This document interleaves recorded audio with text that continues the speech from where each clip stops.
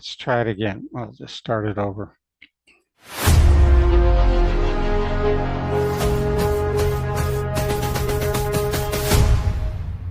A wise once said, Most men walk through life as if they are alone, not just alone in the world, but alone within themselves. They chase power, but they feel powerless. They seek guidance, but they walk without direction. They pray with their mouths, but doubt in their minds. And the reason is simple. They have forgotten what lives within them, not beside them, not above them, not far off in the clouds. Within, there is a presence that lives in you, a flame so ancient, so intelligent, so perfectly designed to express through you, that if you truly understood what it meant to carry it, you would never question your next step again. You were not meant to live as if you are empty. You were not designed to struggle forward, as if the answers are always somewhere else. You are not required to beg for strength you already possess, but you must remember, because the world will try to make you forget. It will teach you to wait for signs, to pray for rescue, to earn the right to be guided. But infinite intelligence, the mind of God, was placed within you the moment you were born, and not as an idea, as a law, as a force, as a voice that doesn't scream, but knows. The tragedy is not that most people are weak. The tragedy is that they do not know who is living in them. So they shrink, they settle, they follow, they mimic, they drift. And all the while, they carry the power that built mountains, parted seas, shaped civilizations, and still wait to be claimed. You do not need to summon this power. You need only to align with it. And the first alignment is this. You must learn to act as if God is within you, because He is. Not when you're perfect, not when you feel holy, not when the world agrees with you, but right now, even in your doubt, even in your weakness, even in your silence, because that presence does not appear when you are ready. It appears when you remember. And remembering isn't emotional. It's not a feeling. It's a decision. And once you make that decision, you do not walk the same again. You do not speak the same again. You do not live the same again. Because now, you walk as a man who knows, I carry the divine, and I act accordingly. To act as if God is within you is not to pretend. It is not an exercise in ego or confidence or religious posture. It is a recalibration of everything: your thinking, your discipline, your posture, your language, your pace, your presence. It is a choice to stop behaving like a man who is lost and begin walking like a man who is already found. Because when you carry the divine within, you are not asking, will I be guided? You are already guided. You are not hoping to be protected. You are protection in motion. You are not waiting for wisdom. You are moving with it, embodied. This means you do not speak with fear behind your words. You do not move with apology in your footsteps. You do not seek permission to exist, to build, to believe. You do not shrink to make others comfortable. You do not ask the world for validation that was already written into your soul by infinite intelligence. To act as if God is within you means you no longer betray yourself. You no longer negotiate with doubt when clarity has already arrived. You no longer delay action when the instruction has already been given. You no longer say, I'm not ready, because you know readiness is not a condition. It's a decision.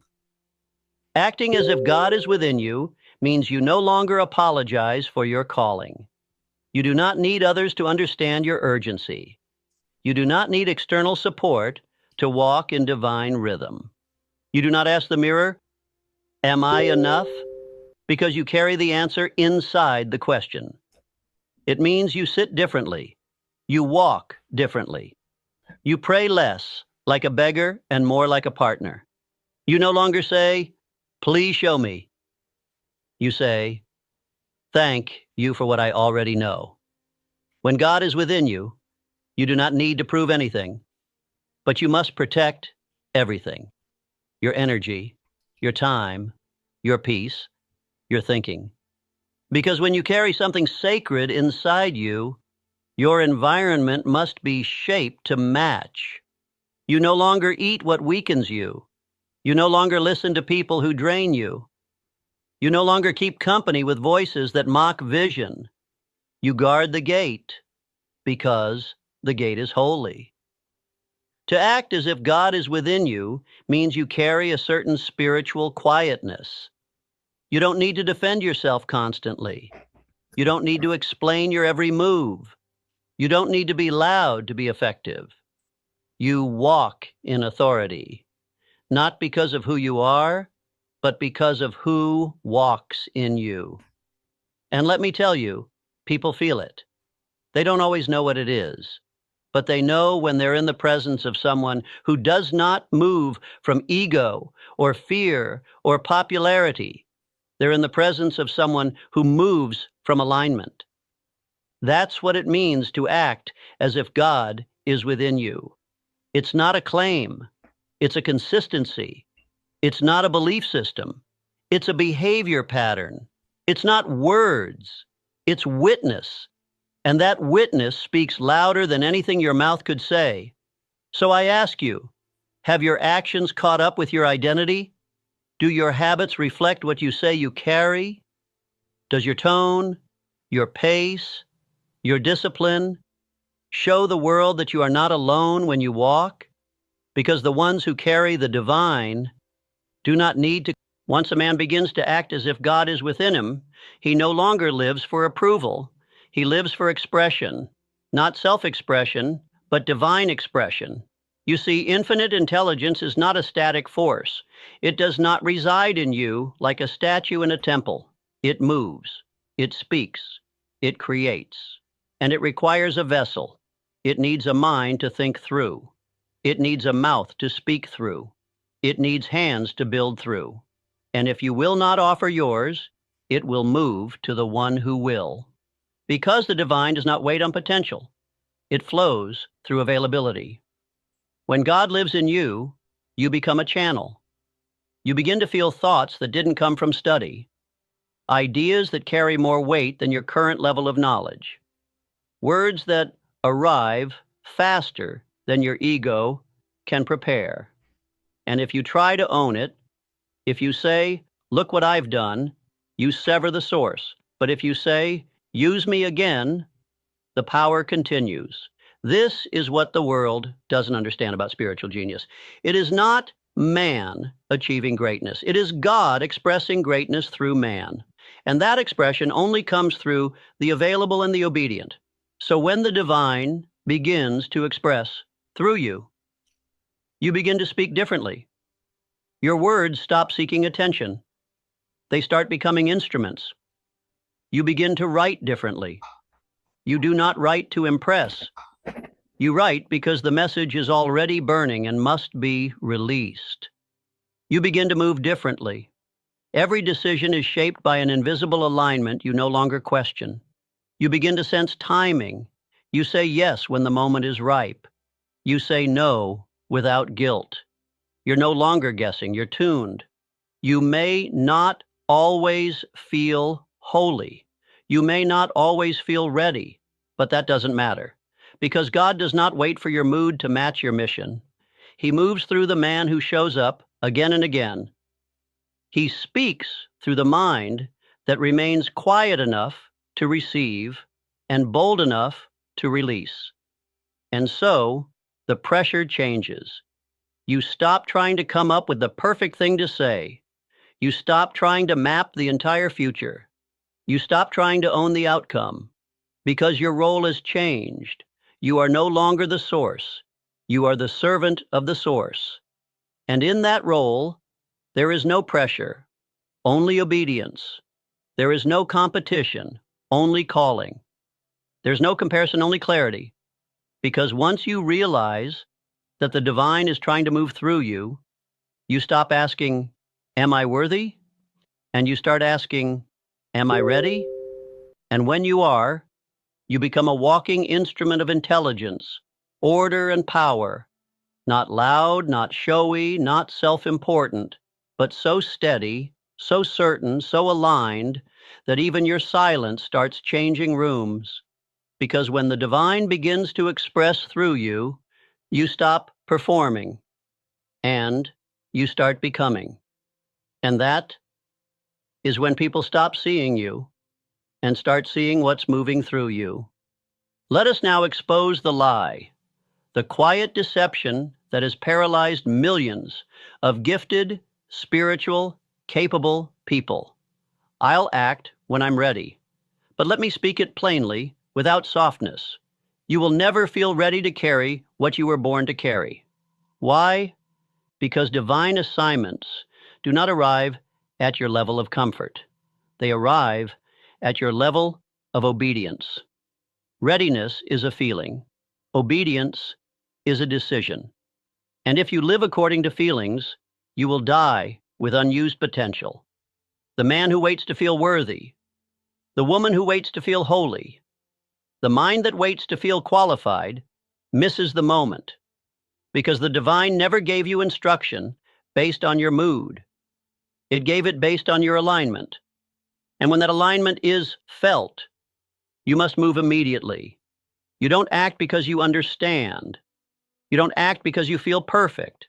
You act because the signal was given.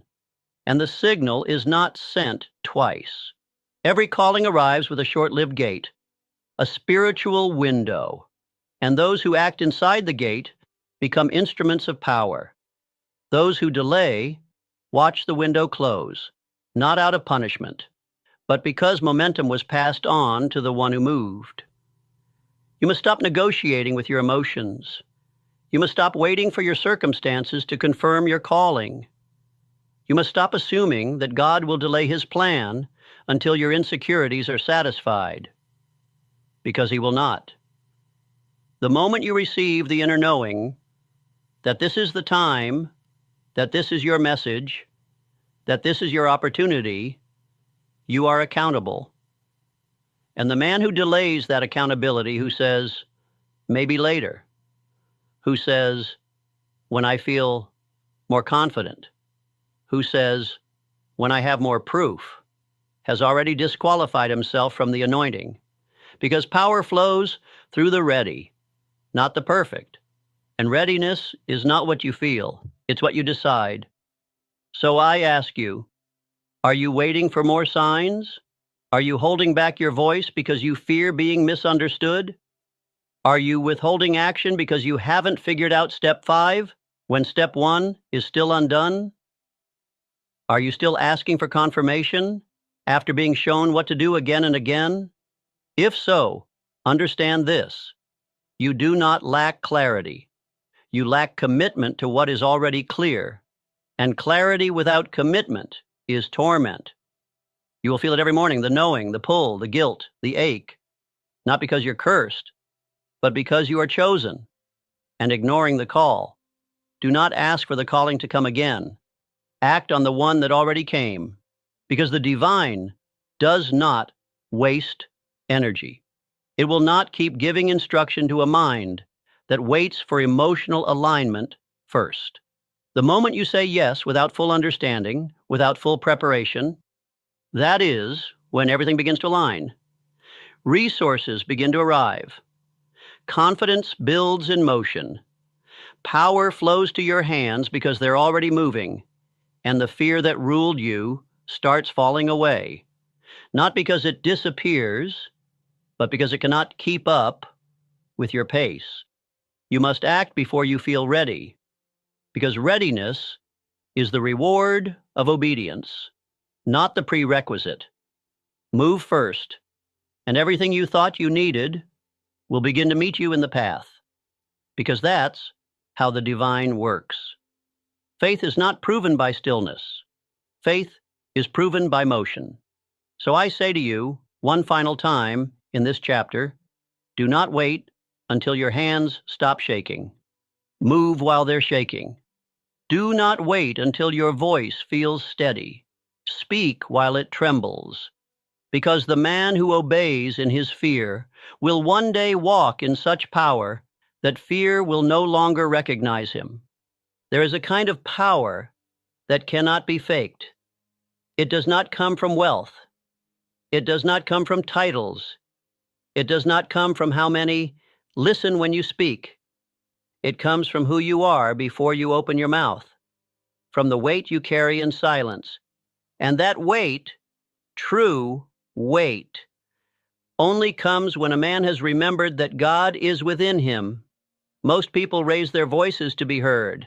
The man who walks with inner authority speaks softly, and still everything leans in. He does not need to sell himself. He does not need to be validated. He does not need to prove that he belongs, because he already knows. This kind of man does not speak to impress. He speaks when necessary. He listens more than he talks. He does not enter every debate. He does not explain truth to those committed to misunderstanding it. He does not wrestle with noise, because noise is no match for presence.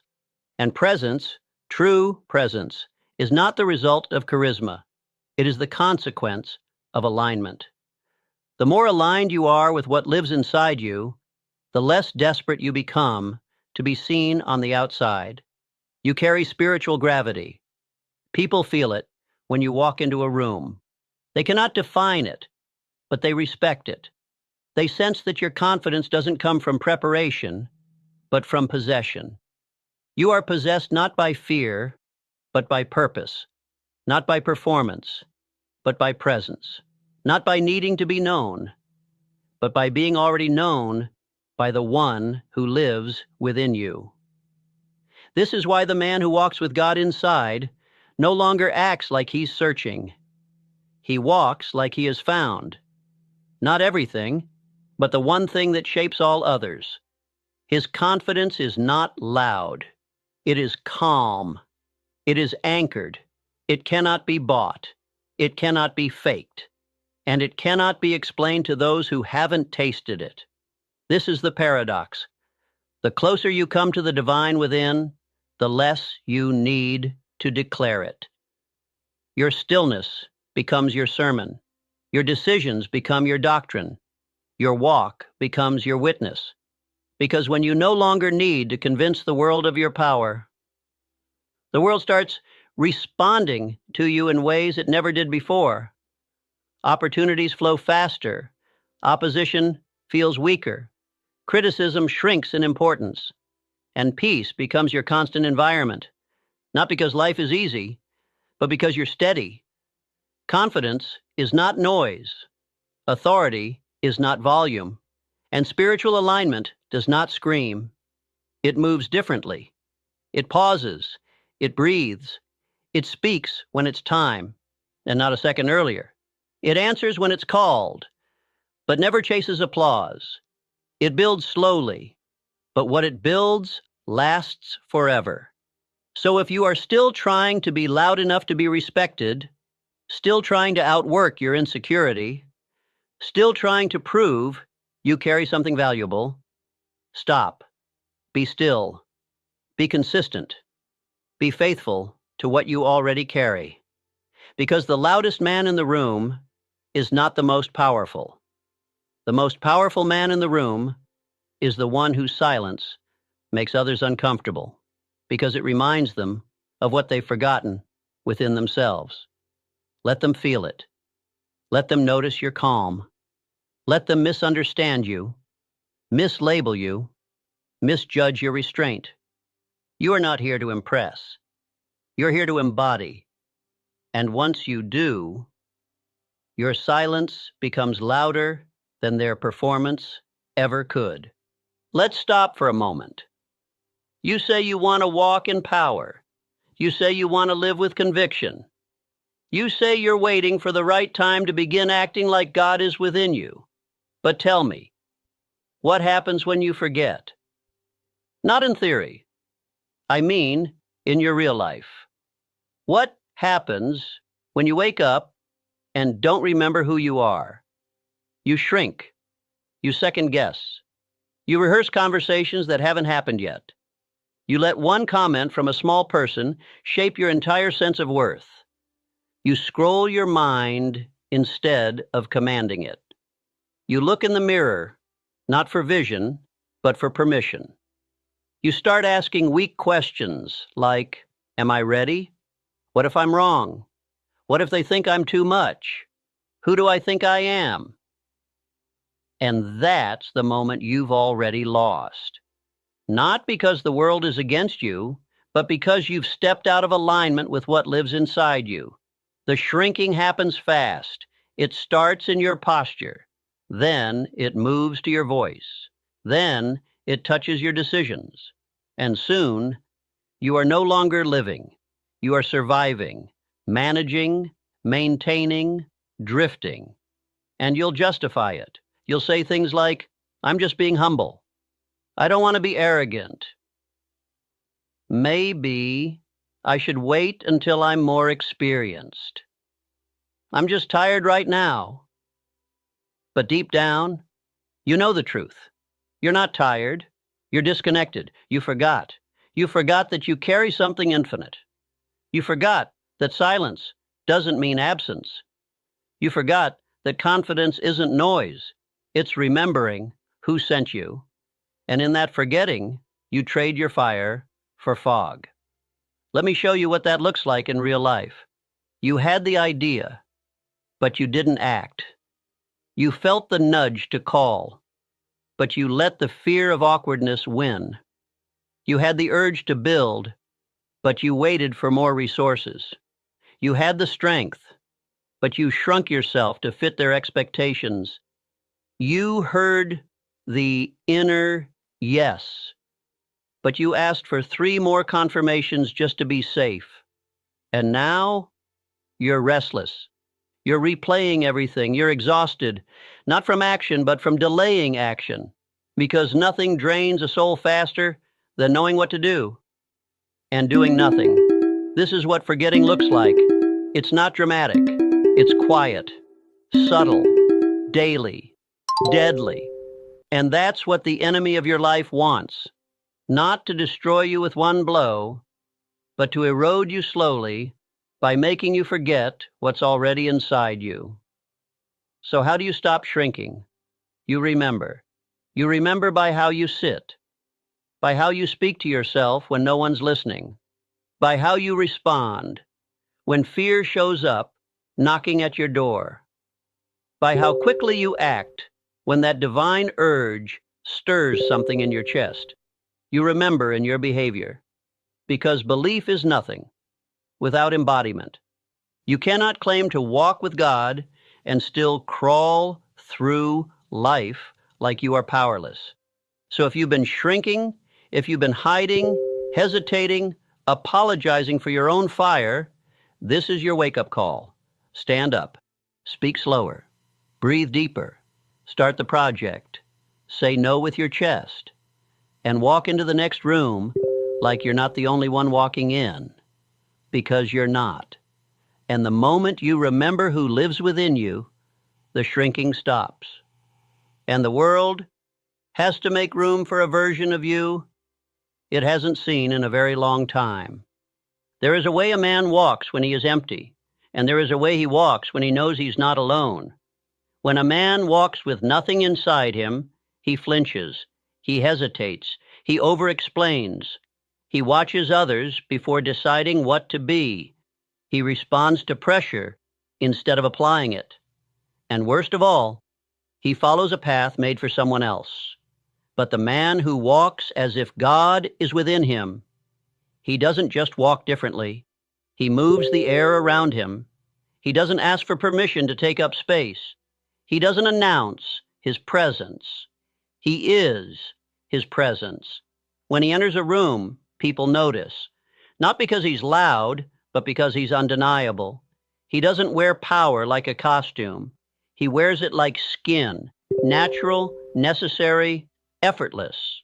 You see, the man who walks as if he is not alone doesn't move with arrogance. He moves with authority. And there's a difference. Arrogance says, "Look at me." Authority says, "I see clearly. I move accordingly." Arrogance inflates itself. Authority is grounded, certain, silent, dangerous in its stillness. When you walk as if God is within you, you slow your pace, not because you're lazy, but because you don't chase anything anymore. You stop running from silence. You crave it. Because silence is no longer empty. It's where the next instruction lives. You speak with intention, fewer words, more weight, no fluff, no insecurity hiding behind the tone. You look people in the eye, not to challenge, but to reveal. I'm not here alone. You stop apologizing for your presence. You stop shrinking to be accepted. You stop asking, "Is this okay?" You start living like you've already been sent. This is what happens when the God within becomes not just an idea, but an atmosphere. You create inner gravity. You attract what is aligned. You repel what isn't. You carry peace that no storm can touch. Because you don't draw from the outside world anymore. You walk as if the voice that made galaxies also walks with you. And once that becomes real, you don't look for signs. You become the sign. So the next time you walk into a meeting, into a decision, into a conversation that used to shake you, remember who's with you and walk like it. No more looking around to see what others are doing. No more searching for the right vibe to match. No more giving your power away to the loudest voice in the room. You walk with the quiet power of a man who knows, I am not alone. I never have been. And everything I need to say, build, become, is already in motion within me. Walk like your footsteps carry weight. Walk like your silence is deliberate. Walk like you're not moving through life, hoping things will work out. Walk like you are walking with the one who wrote the outcome. Because you are, and the sooner your body reflects what your spirit already knows, the more unstoppable you become. Now, when you say God is within you, when you believe in divine power, when you want to walk in alignment with infinite intelligence, you must make room for him. Have you cleared the space? Have you silenced the noise?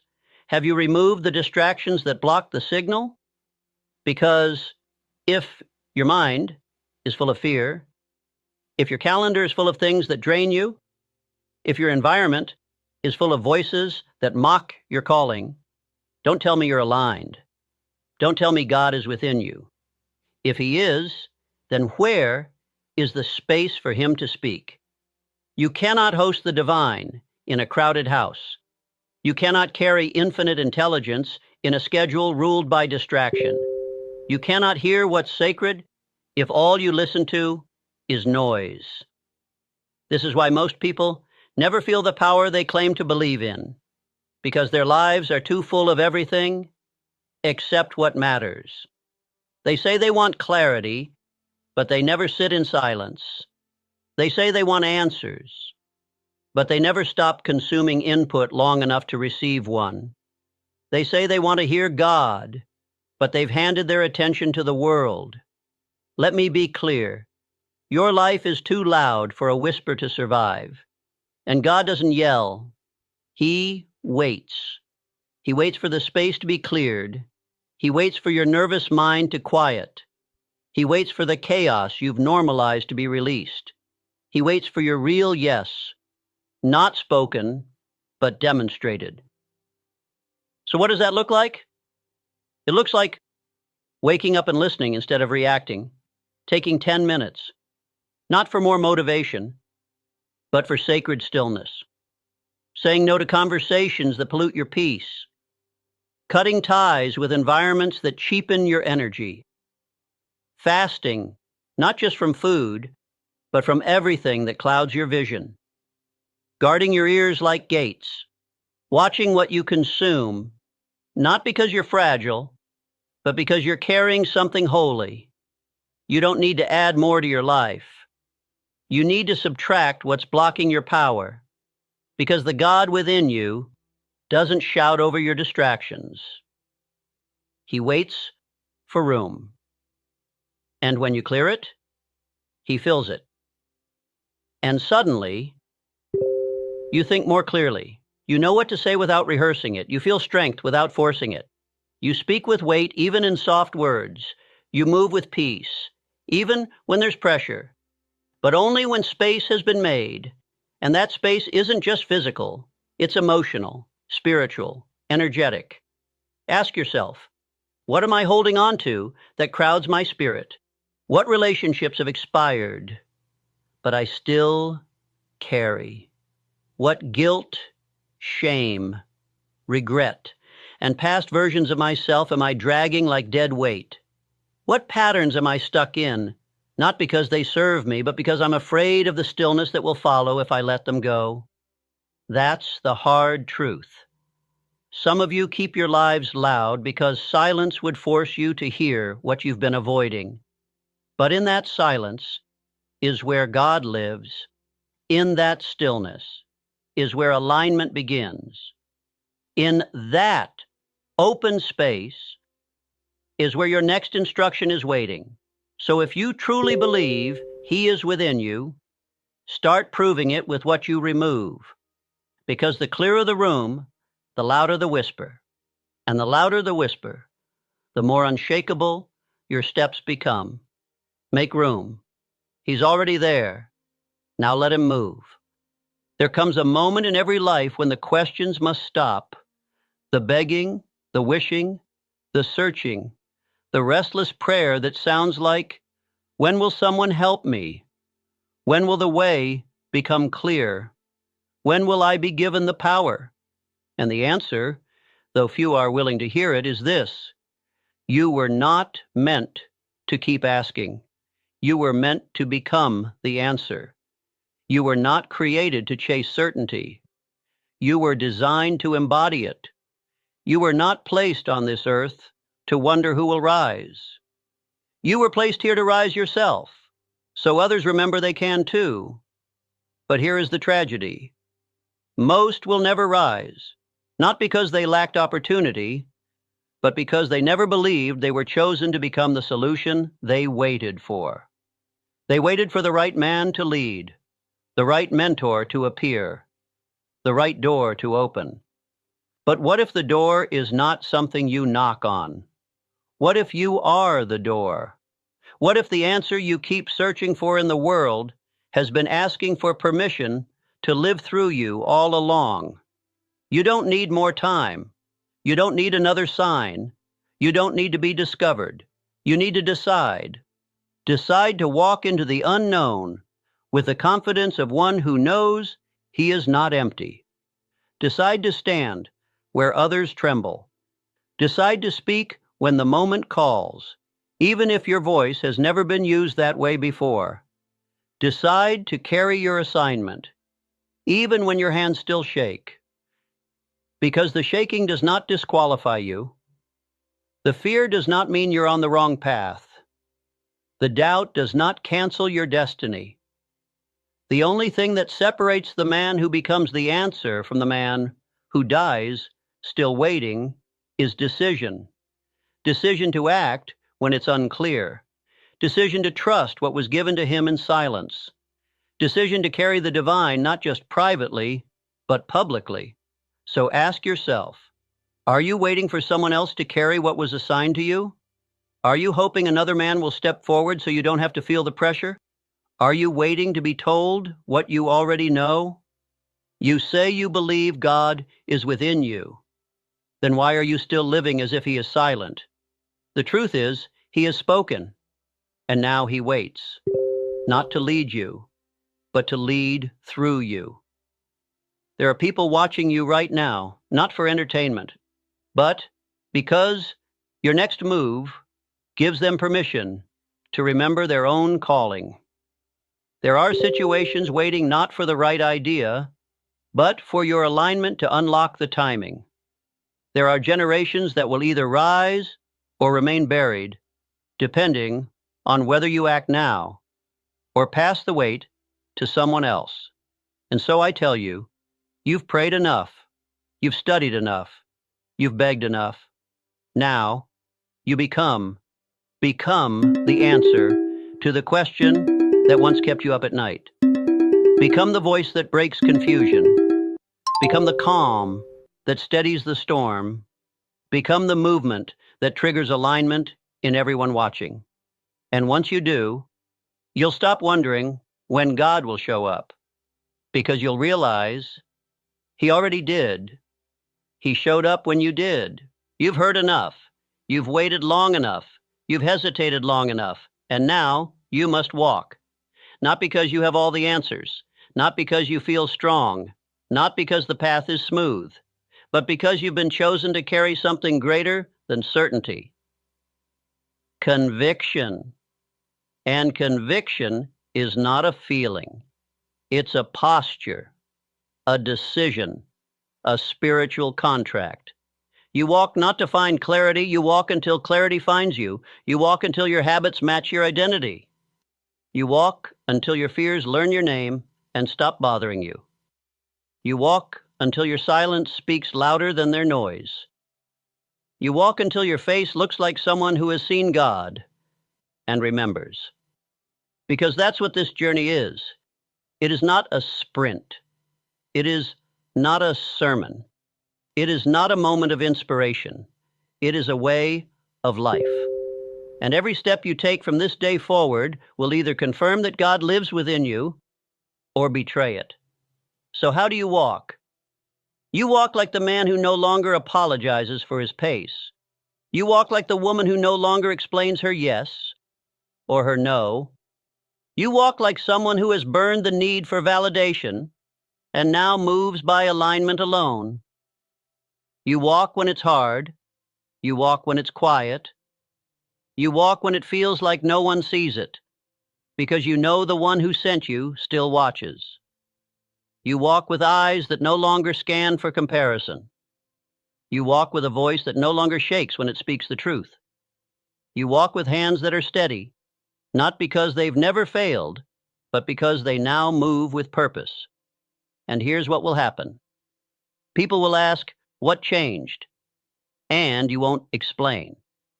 Because it wasn't a moment. It wasn't a conversation. It wasn't a technique. It was a return.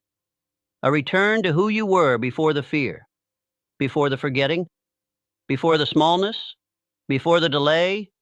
A return to the one truth they could never take from you, that God lives in you, and that changes everything.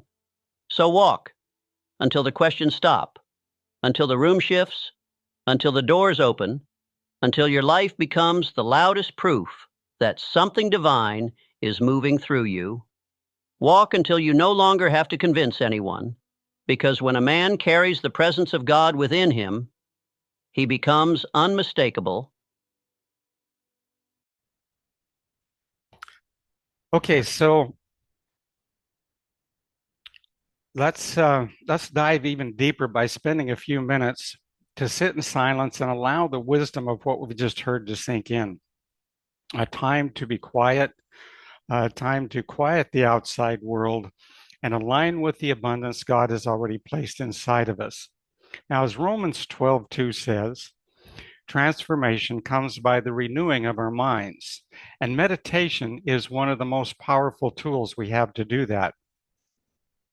During this time, I invite you to sit in stillness, breathe deeply, and allow God's voice to rise within you.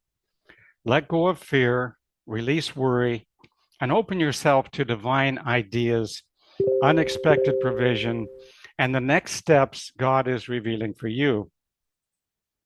This is your moment to receive, to align, to remember who you truly are, a child of God, created for abundance, and called to be a light in this world. So let's begin.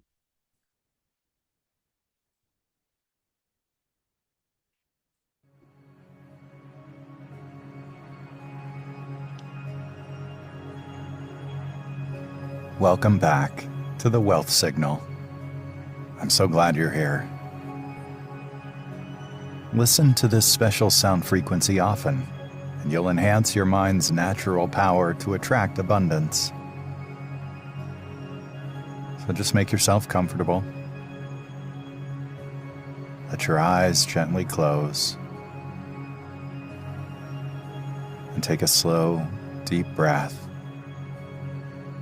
And let go of any tension in your body as you feel yourself sinking into the surface you're resting on, becoming more comfortable and relaxed. Very good. Let's do that again.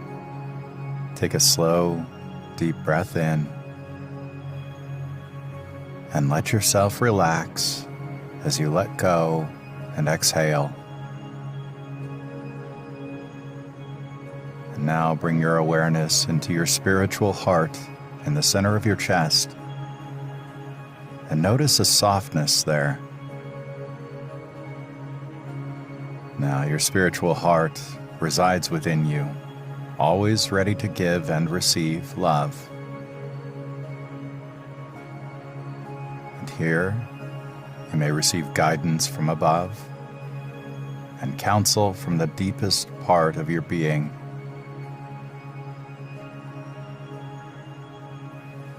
And just rest for a moment. It's okay. Let yourself relax.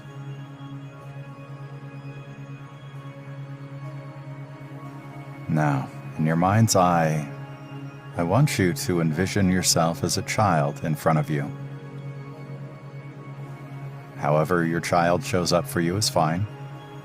There's no right or wrong way for it to happen.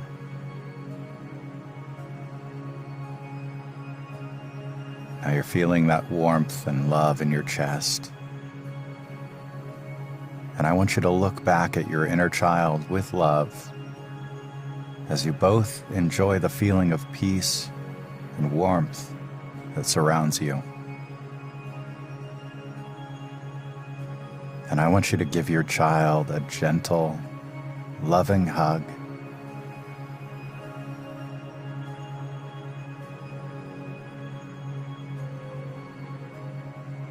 And now it's time for you to give your child the gift they've been waiting to hear. So looking your child lovingly in the eye, I want you to repeat after me. In a moment, I'm going to tell you something about money. And then, I'm going to let you know that you don't need to worry about money anymore. I'll handle it for us.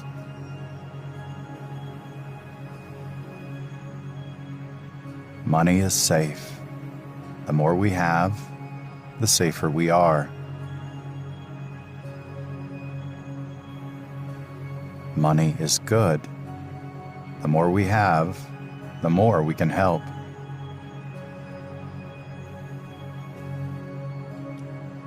We deserve to be safe. We deserve to help. We deserve money. And you don't have to worry about money. I will take care of it for us. You are so special to me, so I'll take care of it for us.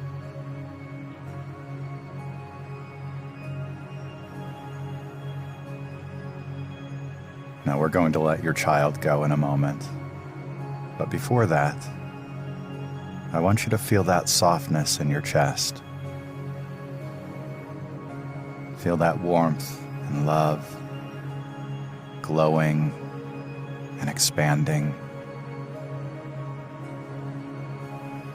And give your child one more hug, sharing all that warmth and love with them. They certainly deserve it.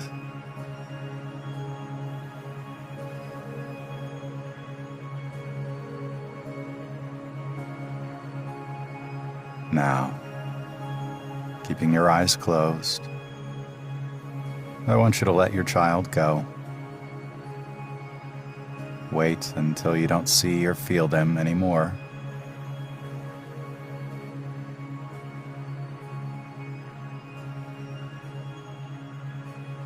Very good. Just take a moment to relax. Enjoy a sense of stillness within you. And as you lie or sit where you are, allow the music to relax each muscle in your body. There is nothing you have to do now. The special frequencies are already activating your alpha wave. So notice how good it feels to just relax and know that you are being taken care of. I'll give you a few moments.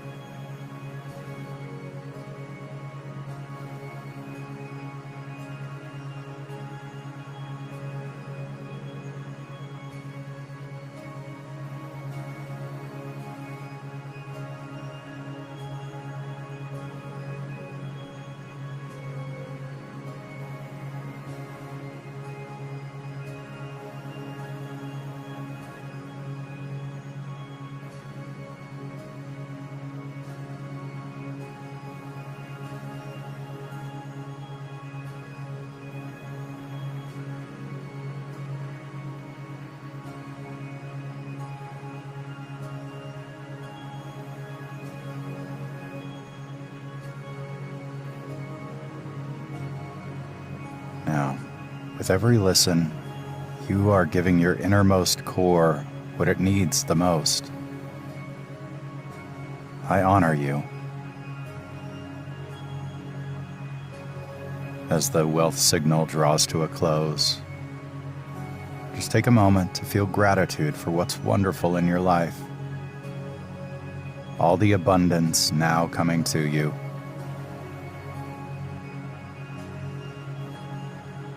And bring your awareness gently back to your physical surroundings. Take your time. And when you're ready, you can open your eyes and feel awake, alert, and refreshed.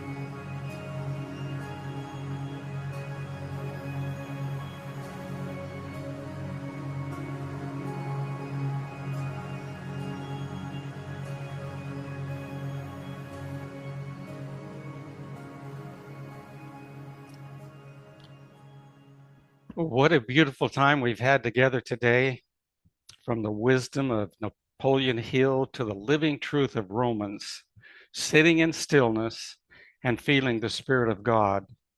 We've taken real steps toward deeper faith, renewed thinking, and divine alignment. Let's carry this with us as we start a new week. God is within you, not just on Sundays, not just when things are going well, but every moment, in every decision, in every challenge, and especially in your dreams. You are not meant to conform to lack, fear, or limitation. You are here to be transformed, to live boldly, to live freely, to give generously, and walk confidently in the will of God, which is always good, pleasing, and perfect. This week, speak from a place of abundance, act from the place of power, think from the mind of Christ within you, and let your life be a living testimony that when we renew our minds, everything changes. Go out this week expecting miracles, open to new doors, and ready to be a blessing wherever you go. We love you. We believe in you. We're walking this journey with you. Be blessed and be a blessing. Amen. God bless and have a good evening.